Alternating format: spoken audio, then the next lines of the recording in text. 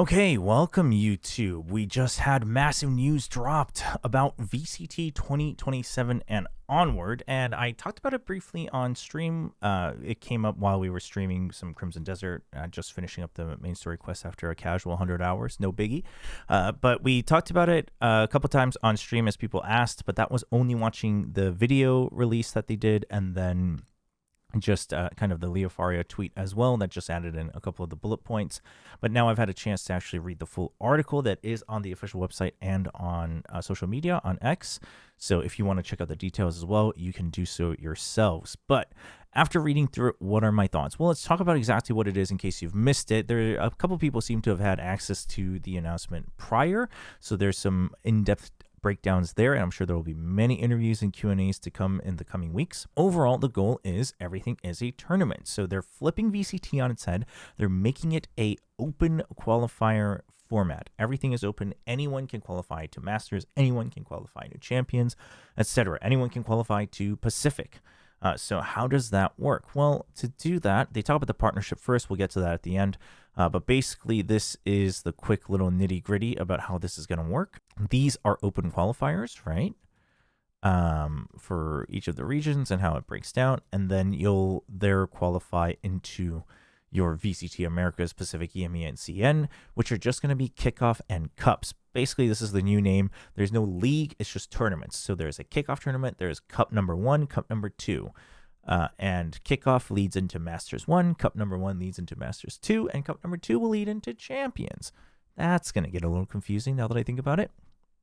But overall, I think this is a change in a good direction, right? Yeah, it's going to be that every match is going to have at least some meaning. And what we mean by that is more than just saying, hey, well, I guess they played well and fragged down. But even if it's one-sided, it's like, yeah, well, we expected this to happen, but they're going to drop to a lower bracket. Like there's something at stake. It doesn't have to be high stakes, but there's something at stake because none of these are just full round-robin leagues anymore. They might include round-robin formats. They specify that open qualifiers, there's going to be multiple per, I guess, I don't know if we're still calling them stages, but there's multiple per stage and things like that. So different ones might have different formats. But at the very least, it's not like 10 teams all round robin, which, by the way, we don't even have right now. We don't have full round robin, which makes it seem even worse. For the record, I'm actually not fully against round robin, and I'm not fully against league formats either. And I'll talk about that a little bit more in a later part of the video. But for what they're going for, like, I get it, Now, this could actually lead to there being more one-sided matches, right? Because if it's open qualifiers, there might just be a flood of more lower tier teams and players. But again, at the very least, it's like, okay, well, that could create a big upset if, say, like T1 loses to a team called I Need Girlfriend. If you think I'm making that up, no. Meteor used to be on a team called I Need Girlfriend. Things like that could happen, right? It's like, okay, well, it's worth at least check it out. And if it's one-sided, it's like, ooh, okay, well, T1 moves on. The other thing that brackets do that I don't think is touched upon very often is that theoretically each match should become more and more competitive, right? So you win here, okay, you're playing against someone else who beat someone presumably at a similar level. It won't always happen that way, but it'll become like tougher per step of the bracket. So brackets, even if they're like large and mostly one-sided, it adds that as well in terms of, viewing entertainment. So overall, yeah, I think this is good. I think it also just gets rid of the whole tier 2 problem, right? Because now there's only one tier. Everybody can apply and qualify.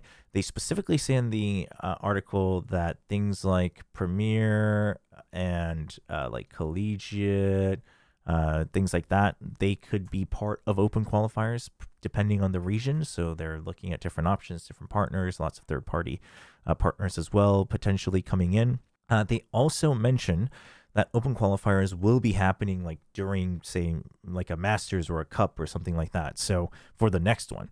So there's going to be some overlap. So teams who didn't go can still have a chance to try to qualify early or at least grind out, more tournaments and get that experience. So I think that's good. Now, this is where the detail is going to matter because, like, do you automatically qualify? Then are you like too many patches ahead of the next cup? And how does that feel from, a viewer and player perspective? Also, can you play again in the next qualifier if you just want to grind? Is that even allowed? But let's say it's allowed, but let's say you qualified early. is there a point to playing in qualifiers 2 through 4? Maybe the patch changes. Maybe you want to test it out, but maybe at that point you also don't want to show your stuff. So it can get a little iffy. I think it can get a little messy, but overall the direction is good. The how good is in the details, and we'll have to wait for that. So in case you're wondering if I'm just making this up completely, that's not true. It's all in the article. So they talk about qualification paths will vary by region and could include community tournaments as well. They do mention championship points. So it sounds like championship points will still exist to try to get to champions. I am kind of a fan of that because if you're doing these tournaments where people could get knocked out by just having just one wrong read, then they just, they're like doing well and they just can't get to champions at all. That would feel kind of bad. So having championship points in some way, shape, or form, I think is good. There's also competitive payouts all season.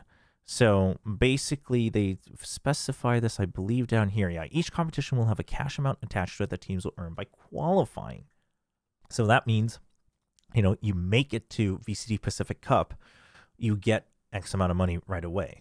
They say for cups in particular, funds will be made available in a timely manner so that the teams can be equipped to arrange logistics. Now, I assume that Riot should still be doing things like at least hotel, because you'd probably want everyone in the same space with the same gear and things like that.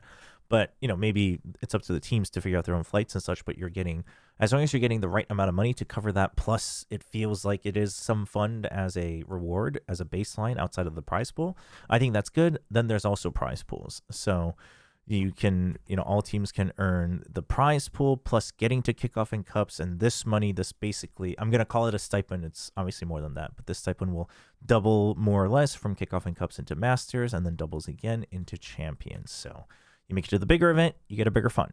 Makes sense. Also, as a side note, what teams can earn, Game Changers, a championship incentive. I'm going to say it seems to be back. I think it disappeared for a while, but either way, I think that's also good. So curious to see if more teams will jump in on that in the future as well. So where does that leave us with partner teams because there's no exclusive league? Well, that brings us to the beginning. What do partner teams get? Well, they receive a base payment. So, just like, hey, you're a partner, here's X amount of money for this year.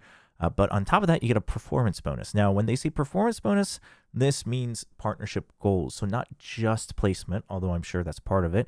But this already exists. This is things like, how much engagement are you getting? How many content pieces are you getting? Are you directing people to like capsules and things like that? Then you get team capsules. This is the big one, right? And then you get direct seeding, but it specifically says into later rounds in qualifiers. So you do not get to jump straight to VCT Pacific Cup. You do not get to jump straight to VCT America's Cup or kickoff. You still have to get through the qualifiers. You might just be able to skip a couple extra rounds. I think that's a good way of doing it. Now, this comes back to what are they looking for from partners, and these are the criteria. And the first two, and they specify this in the video, they highlight it, is commitment to growing the community and community resonance across fandom and content. So engagement, more or less, and I guess brand awareness. The rest are kind of just like necessary things for a team to have, right? Business sustainability, responsible. I'm sure they learned their lesson with that. Operational excellence, infrastructure, and then competitive success and performance development. Obviously, you do want some baseline of this as well, but it's no longer about like, can you just be in the top 6 or whatever every time? But it is going to be a big focus on, are you actually helping build the VCT? And I think this is important because I think I don't think enough teams have been honestly doing it. I think they've just been taking care of checklists. But now, because it's not part of an exclusive league anyway, I think Riot can also really focus on, do we have teams that, have the baseline and then are actually committed to building something here instead of just, trying to just win and get some prize money and then even failing to do that because only one team can win every time. So I think I'm kind of excited to see what kind of teams get partnered with this criteria. We'll talk about this later, but I have a couple questions about that criteria. But overall, we'll see maybe some orgs come back to Valorant, maybe some new orgs show up. But hopefully it's orgs that are actually committed to this and have a good plan. And that should help because Valorant kind of needs a boost again. Valorant kind of needs a little bit of a little nudge as well to get back really into the running again. It's not in like trouble, I don't think, but it's not growing at the rate that you would want a scale of VCT to do. So Hopefully this should help. So I think the partnership changes are good. I think the fact that it's no longer an exclusive league is good. I think getting rid of tier 2 and combining this all into one solves the tier 2 problem. I think everything being open qualifiers is relatively good, but is it ideal? I hesitate to say yes.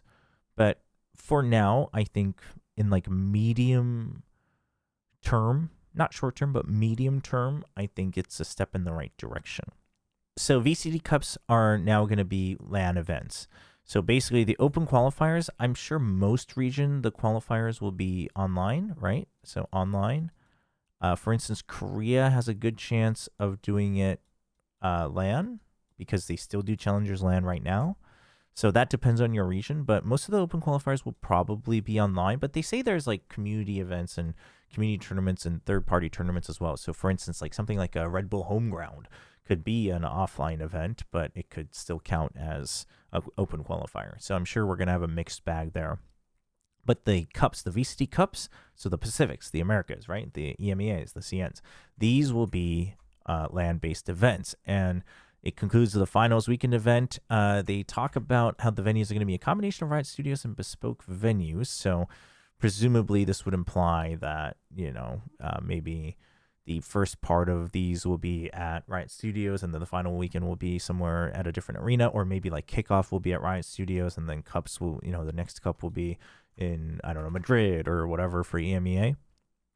But at the very least, it's going to have more weekend events. I don't know if this is actually going to be more, at least for Pacific, than it is this year, because we're going to different cities. Like we're going to Ho Chi Minh for stage 1, and then I think we're going to a different city in stage 2.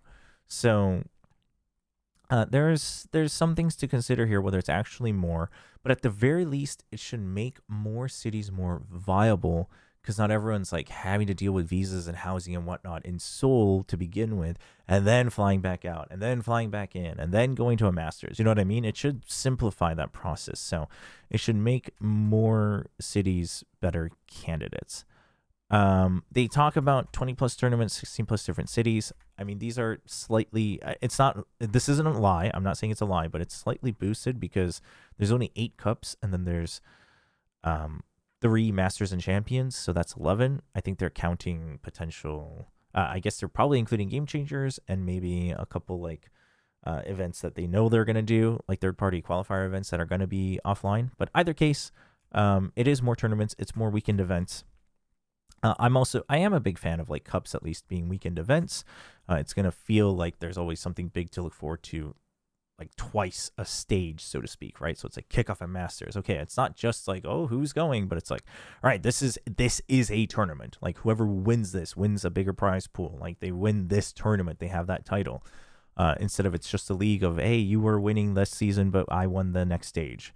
So I think that'll be good. I think that'll be good for narratives. I think it'll be fun. I think this is going to open up to a lot more cooler storylines.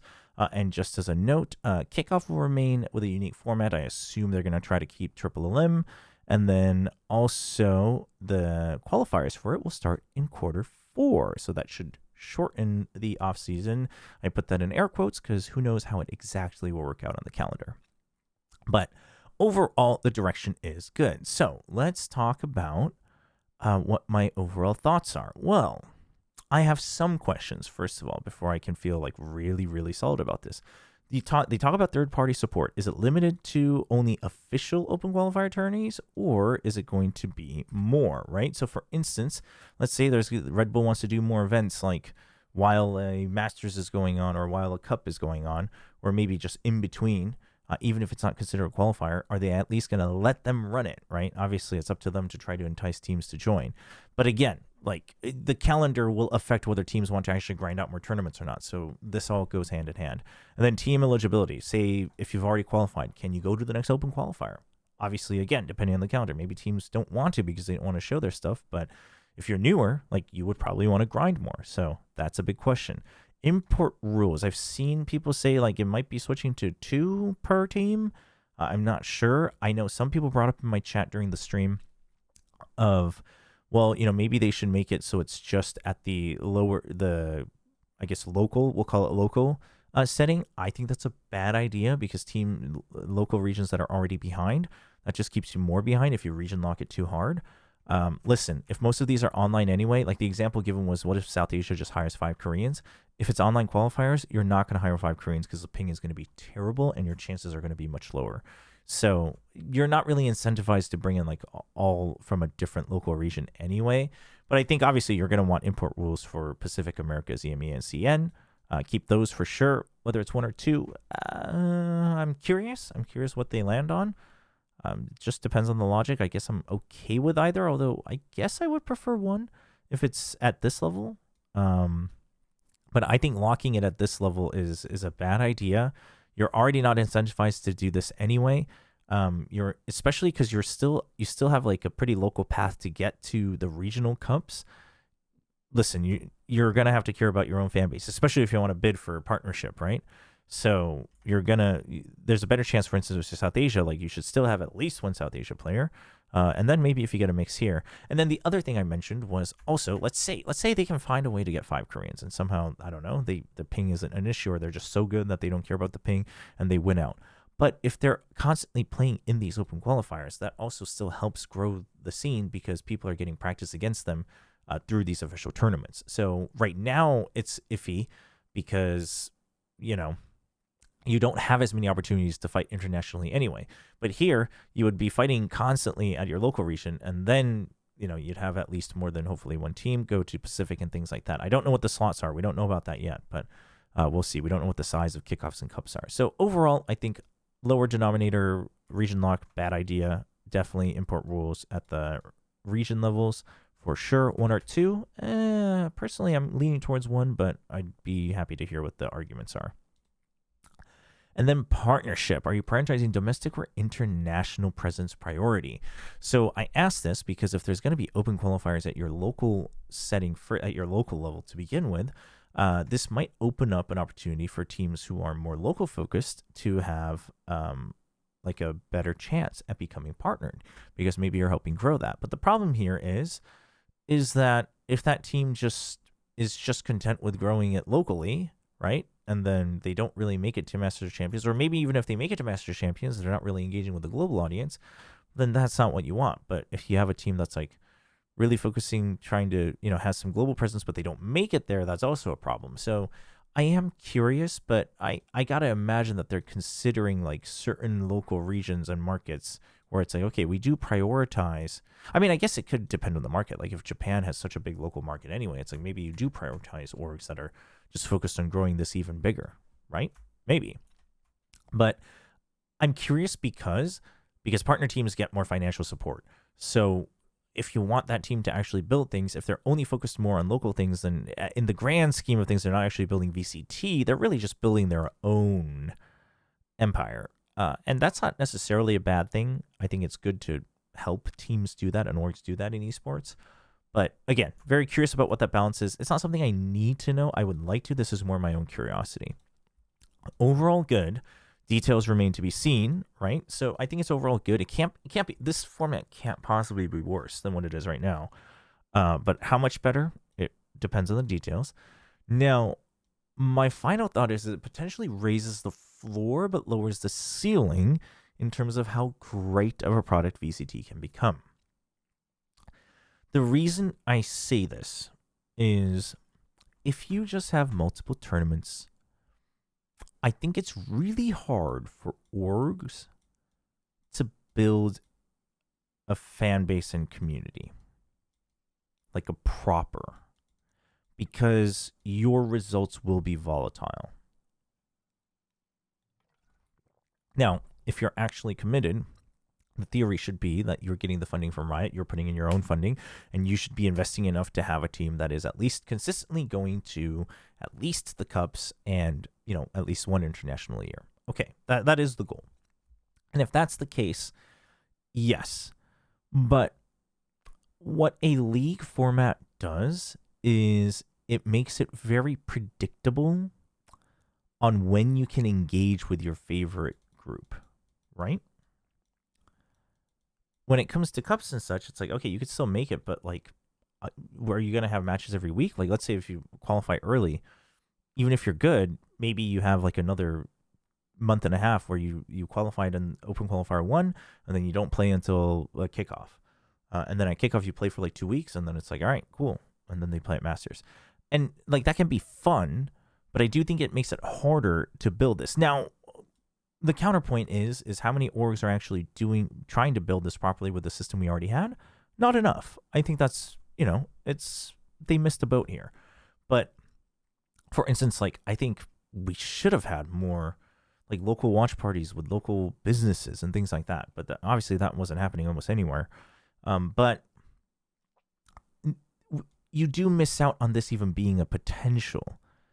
And I think that is a bit of a problem, because in the grand scheme of things, how sustainable is it to keep on building on something if you're not building a community around it? Now, the other counterpoint could be that, yes, but when I say it raises the floor, it's the fact that, okay, if like certain orgs or players qualify to certain events, it just automatically makes it more enticing to watch that. It's easier to hit that like minimum value for a viewer to be like, I care about this. It's like, okay, well, I care about it because someone's getting knocked out. All right, I'm tuning in. So it's easier to hit that minimum floor of viewership and engagement, which could in turn boost a community around VCT. And if that happens, I mean, I guess it's a win for Riot. I think it still makes it, I think in theory, it is harder to build an actual successful community and brand for a team when it's all just tournaments. I legitimately think so. Now, just as a note, I think half-assed round robin is just bad no matter what. But full round robin league, like I think that's good for building community and branding for a team. I think you want that in an ideal world. Again, not enough teams are actually using it well, but that's a different problem. So that's a problem. But if you raise the floor on basic engagement and care about tournaments for viewers just overall, yeah, maybe that builds a better VCT community. And yeah, for Riot, that could be the bigger win. I am curious, though, if this actually translates into a better VCT community and people caring about the sport.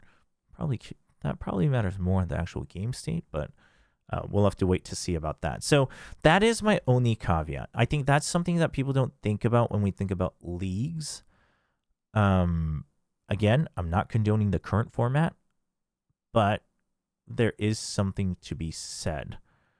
Esports has an inherent problem in teams were never really the strong powerhouses in terms of branding, which is where monetizing esports fails, because orgs don't know haven't figured out how to make that money. I'm not saying it's easy, but they haven't figured it out. Players have a lot of that power. Now, these days in any sport and any media, it's the individuals that generally start to have more power. So we're in this new age of branding and marketing and business and monetizing, where how do you use that together? And that's another assignment to be figured out. But I think this is what you're missing when compared to, traditional sports of, something regular, building a community around it, building a brand around it so that it means something. It's something you can expect regularly, and then you engage in it regularly, and then you figure out how to monetize that. You're not going to get that with the tournament format. It doesn't matter how good you are. It just won't be regular. And so I think that becomes a problem. Now, if you can figure out how to monetize it with the big hits, right? It's like, oh, boom, like there's a dopamine hit of the cup, there's a dopamine hit of the Masters, and you figured out how to monetize that. Great, good for you. But I think the ceiling is always gonna be lower, but maybe it's easier. So maybe that's the trade-off. So that's the only big question I have about it. But overall, I think it's a step in a good direction, at least for Valorant right now. In the medium term, long term, I'm curious if it's going to be the best way to go about it, but maybe it's a good enough way to go about it. So let me know down in the comments below what you think about this new format. Are you excited for VCT 2027? Are you excited about everything being tournaments every other week? People getting eliminated and knocked out. You and me can make a 5-stick. We can make champions. If you're excited about all this stuff, let me know down in the comments below. Or if you have questions and concerns, also drop that in the comments below, because who knows, maybe I'll also have a chance to talk to some people at Riot about this, and maybe we could ask some questions. So that's going to be it for this one. Thanks for watching, and I hope to see you all during the live watch party. It's coming up this weekend for VCT Pacific. See you there.